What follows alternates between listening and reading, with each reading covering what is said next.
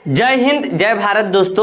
दोस्तों बहुत कम लोग जानते हैं कि देश के आज़ादी के 14 साल बाद तक भी गोवा अभी जो भारत की एक राज्य है वो आज़ाद नहीं हुआ था, किसी दूसरे शासन के अंदर कब्जे में था, वो आज़ाद नहीं था। ऐसे भारत के कई ऐसे पार्ट थे उस समय जो भारत तो आज़ाद हो गई थी लेकिन भारत के ही जो कुछ एरिया थे वो अलग अलग शासन काल के कब्जे में थे। जैसे जम्मू कश्मीर हरि सिंह जो राजा था उसके कब्जे में थी, हैदराबाद हो गई, गोवा हो गया, दमन दीव हो गया।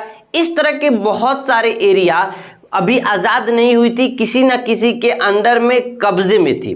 उसी तरह गोवा भी पुर्तगालियों के कब्जे में था। देश के आज़ाद होने के बहुत साल बाद तक पुर्तगालियों के कब्जे में था। तो आज की इस वीडियो में हम जानेंगे कि ये पुर्तगालियों से गोवा कब आज़ाद हुआ, कितने सालों तक ये पुर्तगाली गोवा में राज किए थे। इन दोनों टॉपिक्स के बारे में इस वीडियो में हम चर्चा करेंगे। तो चलिए दोस्तों वीडियो को स्टार्ट करते हैं। जैसा कि आप सभी लोग दोस्तों जानते हैं कि देश 1947 में ही आज़ाद हो गया था, लेकिन गोवा जो था वो आज़ाद नहीं था, वो पुर्तगालियों के कब्जे में था। 18 जून 1946 ईस्वी में ही देश के आज़ाद होने से एक साल पहले ही राम मनोहर लोहिया ने गोवा को पुर्तगालियों से आज़ाद कराने के लिए आंदोलन शुरू किया था और धीरे धीरे यह आंदोलन बहुत बड़ा रूप ले लिया था और आखिरकार देश को मजबूर होकर अपने सेना को आदेश देना ही पड़ा। तब भारत सरकार सेना को आदेश दिया और तब भारतीय सेना एक ऑपरेशन चलाई जिसका नाम रखा गया ऑपरेशन विजयी अभियान। और इस ऑपरेशन विजयी अभियान के द्वारा पुर्तगालियों के शासन से गोवा मुक्त कराने का अभियान चलाया गया। दोस्तों पुर्तगालियों का केवल गोवा पर ही कब्जा नहीं था, जैसे मैंने बताया दमन और द्वीप पर भी पुर्तगालियों का कब्जा था।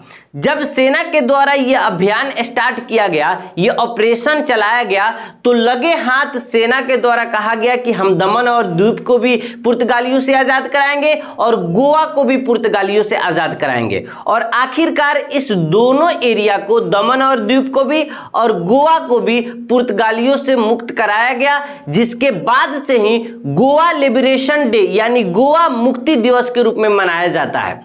16वीं शताब्दी में ही पुर्तगाली विभिन्न वस्तुओं के खोज के उद्देश्य से भारत आए हुए थे और जिसके बाद से यहाँ पे धीरे धीरे ये कब्जा करने लगे थे।